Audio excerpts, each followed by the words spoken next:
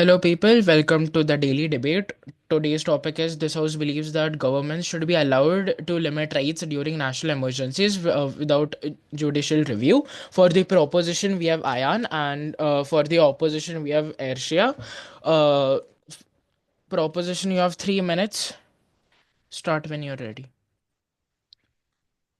All right, starting in the self countdown of three, two, and one. Honorable chairpersons and fellow debaters, I stand here to strongly support the motion that government should be allowed to limit rights during national emergencies without judicial review. National emergencies are extraordinary situations. They include wars, terrorist attacks, pandemics, and large-scale natural disasters. In such moments, the normal functions of society is disrupted. The government's primary responsibility becomes the protection of life and national security. My first argument is that emergencies require immediate action. Judicial review is an important democratic process, but it also is time consuming. Courts function through hearings, procedures, and legal deliberation. During an emergency, even a small delay can cause serious harm or loss of life. When governments need to impose curfews, restrict movements, or control access to certain areas, these decisions must be taken instantly. Waiting for judicial approval during an active crisis can weaken the response and increase danger to citizens. My second argument is related to national security and sensitive information. During emergencies, governments operate using classified intelligence that cannot always be shared openly. Judicial review may require the government to explain or disclose information that could expose intelligent resources, military strategies, or security operations.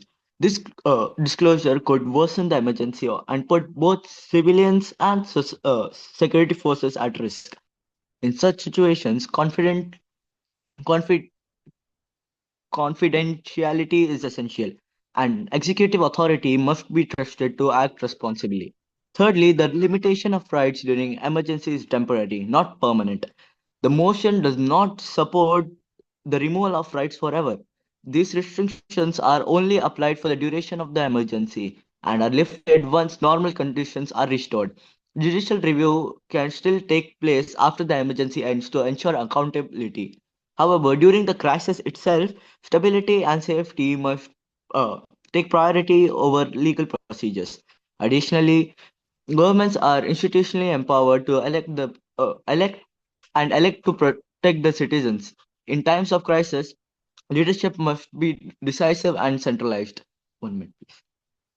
Fragmenting authority through multiple checks during chaos can lead to confusion and ineffective governance. To conclude, national emergencies uh, demand exceptional measures. Judicial review is vital in normal circumstances, but during emergency, it can slow down life-saving decisions. Therefore, for the safety, survival, and stability of the nation, I firmly support the motion. Thank you. Works. Um, ठीक है. The Did I have opposition? any time left? No. Opposition? Okay, I'll start in the self count of three, two, one. Honorable Judge and my fellow competitor, I rise in absolute and uncompromising opposition to the motion. Let me say this clearly from the very start. An emergency does not suspend morality, a crisis does not cancel the Constitution, and the fear is never an excuse for unchecked power. Let us talk about history and not theory. In Nazi Germany, civil liberties were suspended after the risk of fire for national security. No judicial oversight. Result dictatorship. In the USSR, the stent was cursed for stability. No courts were intervened. In result, millions were silenced and also murdered. And closer to home, that is our India, 975, a declared emergency, fundamental rights suspended, courts weakened, judgments failed, journalism's jailed, opposition's leaders were arrested overnight. Was that the emergency used to protect the nation, or uh, was it just used to protect those in power? That is the danger of this motion. Let's come to the current affairs. Across the world today, governments level criticism as anti national protests, threats, and journalists as instigators. Imagine giving such a government the legal right to curb freedoms with no court watching them. Then who decides what an emergency is? The government. Who decides when it ends? Also the government. And who checks misuse? Nobody. Let me repeat, that's nobody. That is not governance, that is not authorization, but that is authorization with a timer in it, which is also controlled by the executive itself. Now, my opponents will definitely think that courts slow down action. Let me correct them before they even speak. Judicial review does not stop governments from acting, it stops them from overstepping. It asks one simple question: is this restriction necessary? Is it proportionate? Is it lawful? If a government is acting honestly, then why fear the courts? The truth is very simple. A government that demands power without accountability is a government preparing to abuse it. And let's not forget, rights once taken are rarely returned easily. Emergency laws outlive emergency, surveillance stays, censorship stays, detention powers also stay. But the only thing that fades is fear. But the power does not. Honorable Judge, democracy is not tasted in the calm times, it is tested when it is inconvenient. If we abandon judicial review during emergencies, then the Constitution is nothing more than a fair weather trauma. This House must decide today: do we believe in rule of law or we rule by decree, in accountability or absolute power? Because when courts are silent, citizens are Conclude, next. conclude, For the conclude. sake of liberty, yeah, in conclusion, I would say that for the sake of liberty, democracy, and history's painful lessons, I urge this House to reject this dangerous motion and I proudly stand in opposition. Thank you.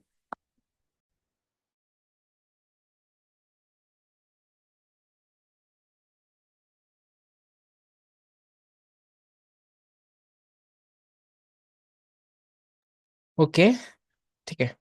Manan, are you there? Manan, are you there? Hi, Pranad. Hello. I'm Would you here like with to debate? No. no. Oh, okay. Madan would not like to debate this time. We have Idhant as well, and Oh we both my will be God. adjudicating. Oh my God. ठीक है. This is not good. I don't know. ठीक है. Okay, cool. Works. The proposition. If you have any questions for the opposition, go ahead. I'm all right. I have no questions. No questions. Okay. The opposition. If you have any questions for the prop. Yeah, I do have. So I would like Go to ahead. ask that, is there any power? Yeah, is there any power in the history that was safe once it became unquestionable? Okay, I won't ask if you are saying that. That was just sarcasm. Ask. Yeah, I asked you that, is there any power in history that was safe once it became unquestionable, as you mentioned in your opening bit? 2 minute, 2 minute. 2 minute रुक जाओ. Yes. I'm sorry. I'll answer it just in a few minutes. Give me a second. I need to set it up. I'll give you 30 seconds to think.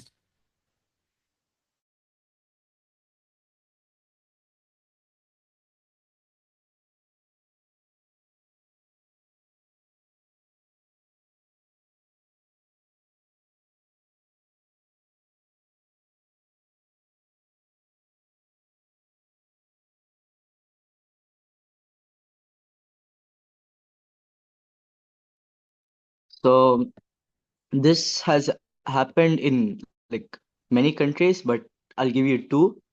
Okay, India in 1975 to 1977, a national emergency was declared under Article 352. Fundamental rights of speech and personal liberty were suspended. Judicial review was severely limited. Also, in United States, after the 9/11 incident, the US government passed the Patriotic Act, which suspended some of the rights of the citizens for their safety, of course. Okay, can I ask a follow-up question? Granted.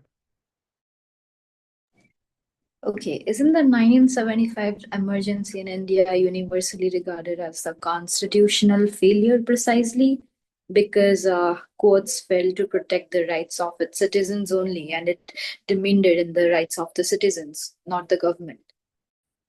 Yeah, can you repeat once more? Sorry, I had destroyed. Yeah, that's completely fine. So I was asking that isn't the 1975 emergency in India that you mentioned universally regarded as a constitutional failure, precisely because courts fail to protect the rights? So are you using a national mistake as your model? Yes, but then still, it was still used to protect the rights. Not rights, the protect national security and the lives of the citizens. Even though it was still a crisis and a mistake from the nation, but the security of the citizens comes first. Yeah, but it did not practically, right? It did not. Like many of them were harmed. And you also covered the US one, right? Didn't US courts review the detentions and the surveillance laws as much as I remember? And also the emergency powers precisely is to correct the executive overreach. And does not that also prove judicial review strengthens over democracy rather than it weakens it? So it's like totally weakening uh, your initial speech and the question that the answer that you gave. So but then the India one, it's still it's better not to lose 1,000 lives rather than sacrifice one. So like that scale is a very different thing. Yeah, but like you are basically saying morality and you are not using your practical sense Okay, over what wait, actually guys, happened. guys, this is going kinda escalating too much. Are there any other more questions except for this clash which you all had?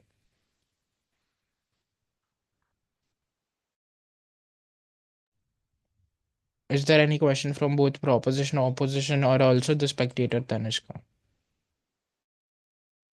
No, I guess. Can I, to the opposition? Yeah, sure. I wanted to ask that you said, and that is quite clear, that court is not actually slowing down the process of giving rights. But what is your resolution in extreme emergencies when there is no time? Well, actually, I could hear you that you asked courts actually slowing down the process. Then can you repeat the question after that? What is your resolution so that there is no delay in giving justice, even if there is no time, like very less time?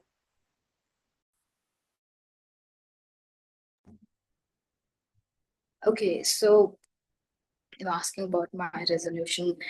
Um, See, the pre-designated 24 to 48-hour emergency benches that are given in constitutional courts, and they hear only the emergency related right cases that can be acted upon because the time period is like 24 to 48 hours, which is comparatively less. And also the strict timelines that the constitution have, and no procedural delays also are there. And also government can like uh, act immediately, but they must present actions before a court within a fixed time, as I mentioned earlier, that is 24 to 48-hour window.